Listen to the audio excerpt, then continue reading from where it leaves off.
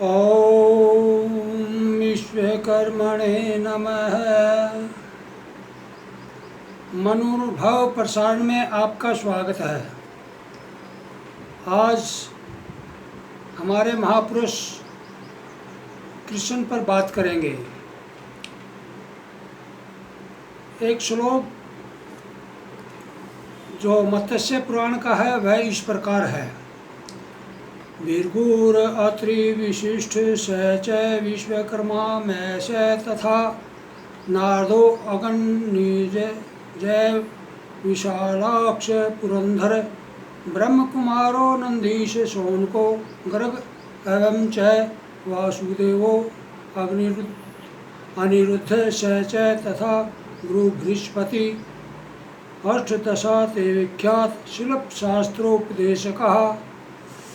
इस मंत्र में वासुदेव जो शब्द आया है वह कृष्ण के लिए आया है, अर्थात यहाँ पर जो शिल्प शास्त्र के 18 जो ये नाम गिनाए हैं इसमें वो उपदेशक हैं, अर्थात शिल्प शास्त्र के ज्ञाता भी हैं और उन्होंने प्रयोगात्मक शिल्प शास्त्र को पढ़ा भी है और प्रयोग भी किया है, इसलिए यह एक शिल्प शास्त्री भी रहे हैं। अर्थात कृष्ण हमारे महान पुरुष थे, वह एक महान योद्धा भी थे और एक शिल्पज्ञ भी थे, जिसमें कि 18 शिल्पज्ञों के नाम बताए हैं, उसमें एक कृष्ण का भी नाम है। वह हमारे महान पूर्वज थे जिन्होंने हमारे लिए कुछ मर्यादाएं बनाई है। वह एक महान ज्योतिषकार भी थे, ज्योतिषज्ञ भी थे, राजनीतिज्ञ एवं सामाजिक और धार्मिक विद्या में भी पारंगत थे। श्री कृष्ण जी एक महान वैज्ञानिक थे और वह वेद के जानने वाले वैदिक ज्ञानी भी थे, इसलिए उसका चरित्र जो हमारे कथावाचकों ने, हमारे जो सत्संगी या जो हिंदू लोग हैं उन्होंने इसको विभिन्न प्रकार से इसका अपमान किया है, वह नहीं होना चाहिए था। अर्थात जब कृष्ण के बारे में ये कथावाचक ऐसा बोलते हैं तो इनका गिरबान पकड़ना चाहिए और पूछना चाहिए कि सिद्ध करो कि वह चोर कैसे है, वह बलात्कारी कैसे है, वह जो इसका चरित्र हनन आप लोग करते हैं ये ठीक नहीं है, इनको आज समय नहीं है। यदि आज ये हमारे ही हिंदू लोग उसका चरित्र हनन करते हैं तो दूसरे विधर्मी लोग या दूसरे संप्रदाय के लोग, मजहब के लोग, वो तो हमारा मजाक ही उड़ाएंगे। इसलिए आज मैं कृष्ण के बारे में जो भ्रांतियां हैं उसको दूर करने में कोशिश करूंगा। वेद का ज्ञान पंचमहाभूत से शुरू होता है और ये जिनकी रचना रजोगुण तमोगुण सतोगुण के द्वारा परमपिता परमेश्वर जो रचते हैं उसका जो संक्षिप्त पवित्र और निर्विकारी नाम है वह ओम है और संपूर्ण नाम उसका विश्वकर्मा है, ऐसा वेद में भी है। आज जो 33 कोटि देवताओं का जिक्र आता है, ये कथावाचक लोग उसको 33 करोड़ बोलते हैं, लेकिन इसमें कोटि का अर्थ यहाँ पर प्रकार लिया गया है। कोटि का अर्थ करोड़ भी होता है, लेकिन व्याकरण और गद्य पद्य कविता की दृष्टि से यह 33 प्रकार के देवता हैं और 16 कलाएं हैं। 33 प्रकार के देवता मैं पहले भी एक वीडियो में बता चुका हूँ कौन कौन से हैं, और यहाँ पर 33 जो प्रकार हैं वो फिर कभी इस पर चर्चा करेंगे। लेकिन 16 कलाएँ होती है। कलाएँ तो और भी बहुत सी होती है, 64 के लगभग, लेकिन इसमें मुख्य कला 16 ही है। कृष्ण जी 16 कला अवतार बताते हैं, विष्णु का अवतार थे, और विष्णु का अवतार ही रामचंद्र जी जो 14 कला अवतार था। रामचंद्र जी इससे 2 कला कम थे, अर्थात कृष्ण जी एक योगी पुरुष महापुरुष थे। 16 कलाएँ वह इस प्रकार से हैं: आकाश, वायु, अग्नि, जल, पृथ्वी, प्राण, श्रद्धा, इंद्री, मन, अन्न, वीर्य, तप, मंत्र, कर्म, लोक और नाम, ये 16 कलाएँ हैं। कला किसको कहते हैं?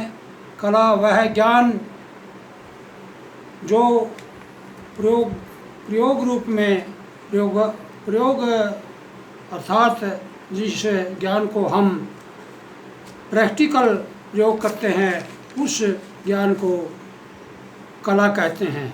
अर्थात प्रयोगात्मक विद्या जो है उसको कला कहा जाता है।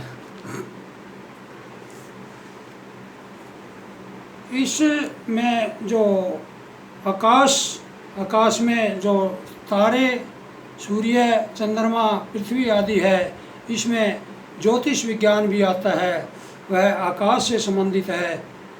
और अग्नि विद्या के बारे में मैं पहले भी चर्चा कर चुका हूँ। अग्नि विद्या से ही हमारा जो ब्रह्मांड है, हमारे कार्य हैं, हम जीवित हैं, ये अग्नि विद्या है।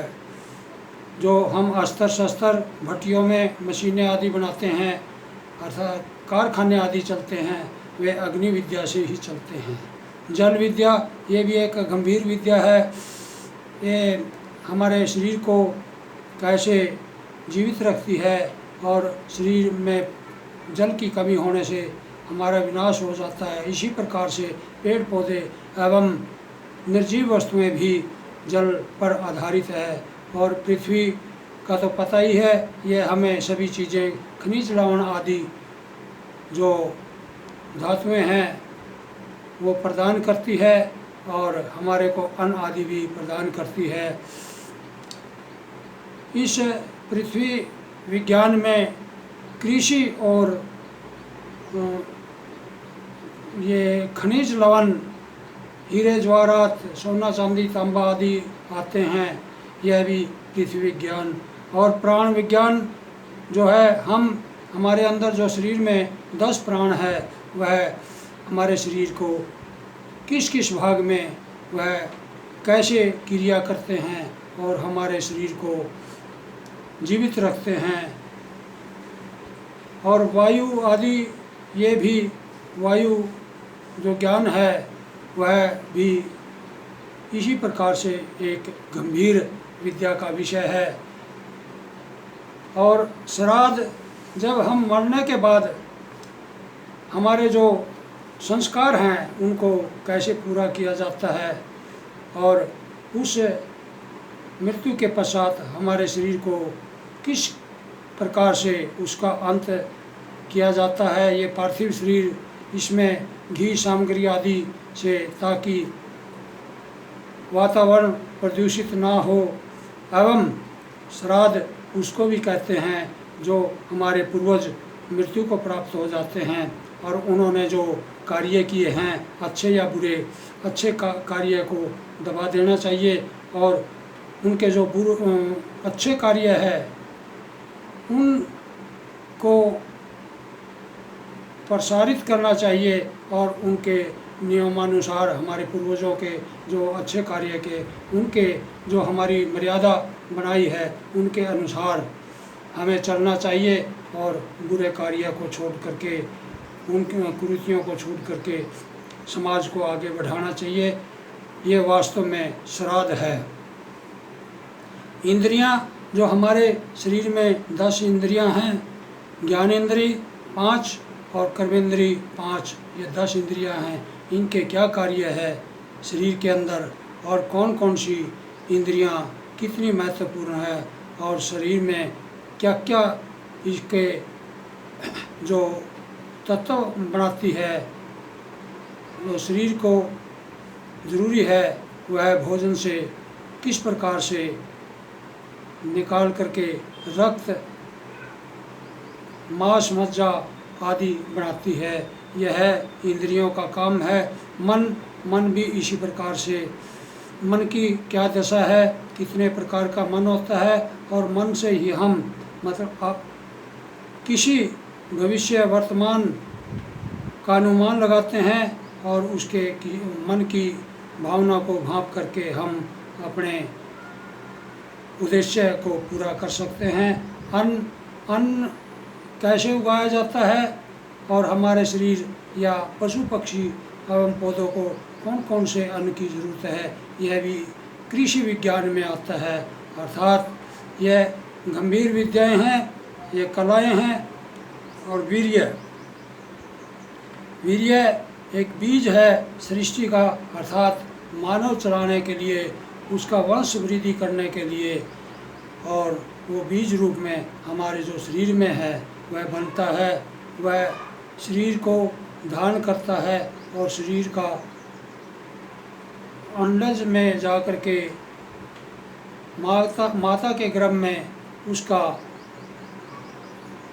विकास करता है। अर्थात उस जो वो वीर्य बीज रूप शुक्राणु है उसकी कॉपी तैयार करता है। यह भी एक मेडिकल साइंस का विषय है, यह भी एक गंभीर विषय है। वैसे तो वीर्य पारे को कहते हैं। पारा पृथ्वी पर एक ऐसी धातु, लिक्विड धातु है जो इस आयुर्वेद में इसका बहुत ज़्यादा प्रयोग होता है, और जैसे कि साइंस में भी इसका प्रयोग कंपास के रूप में, थर्मामीटर के रूप में, इनके रूप में प्रयोग होता है। ये पारा विद्या अर्थात वीर्य विद्या भी बहुत गंभीर विद्या है। तप और मंत्र और कर्म, इन में ज़्यादा न इन विषयों पर विचार करते हुए, क्योंकि वीडियो लंबा हो जाएगा। लोक और नाम जो विद्याएं हैं, नाम से ही पता चलता है। अर्थात हमारा जो भाषा विज्ञान है, व्याकरण है, ये सबसे पहले जो शब्द बनाते हैं वे नाम रूप में प्रयुक्त होते हैं, और नाम से पता लग जाता है। जो व्यक्ति अर्थात विद्वान आदमी नाम बनाता है या रखता है, उसकी भावनाओं का उससे पता लग जाता है।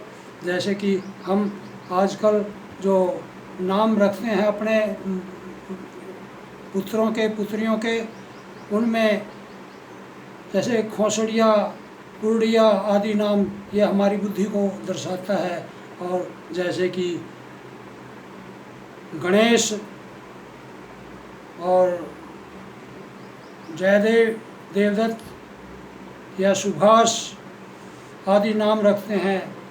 यह इस नाम में बहुत कुछ होता है। नाम भी एक कला है। लोक का अर्थ है देखना, जांचना, परीक्षा करना, निरीक्षण करना, ये लोक के अर्थ होते हैं।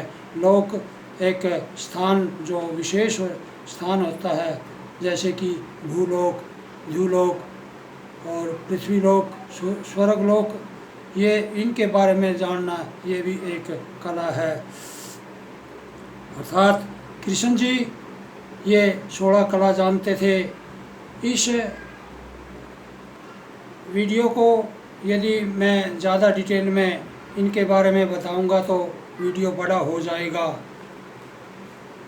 तो मेरा कहने का तात्पर्य यह है कि वह व्यक्ति, वह हमारे पुरुष, वैज्ञानिक पुरुष, इसके बारे में जो भ्रांतियाँ समाज में फैलाई गई है वह निराधार है।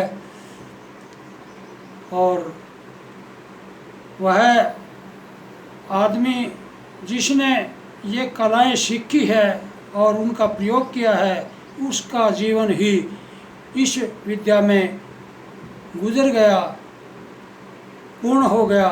उसे रासलीला अर्थात ये जो भ्रांतियाँ फैलाई गई है कि वह बलात्कारी था, वह चोर था, वह गोपनीयों में नाचता था, उसके 16,000 रानियाँ थी, ये सभी गलत बातें हैं। इनको नहीं मानना चाहिए। और यदि कोई कथावाचक ऐसी बातें कहता है तो उससे पूछना चाहिए, सिद्ध करो, इस महान व्यक्ति का चरित्र हनन मत करो। इसलिए मैं एक रास जो लीला है, ये हमारे जो कला है, नाट्य कला, इसमें काव्य शास्त्र में आती है। ये एक सामवेद का अंग भी है। इसमें नाटक, फिल्म, सांग, भजन, कविता, आरती व नौटंकी आदि इस कला में आते हैं। अर्थात वह सामवेद का ज्ञानी भी था। और उन्होंने कहा था, यदि वेदों में कोई मेरा प्रिय वेद है तो वो सामवेद है। वह हमें प्रसन्न रखने के लिए, हमारे मन को लुभाने के लिए भजन कीर्तन आदि जो गायन विद्या है वह सामवेद में है। इसलिए मैं ये भ्रम मिटाने की कोशिश की है कि आप उस हमारे महान देवता अर्थात महापुरुष, महायोद्धा, हमारे जो राजा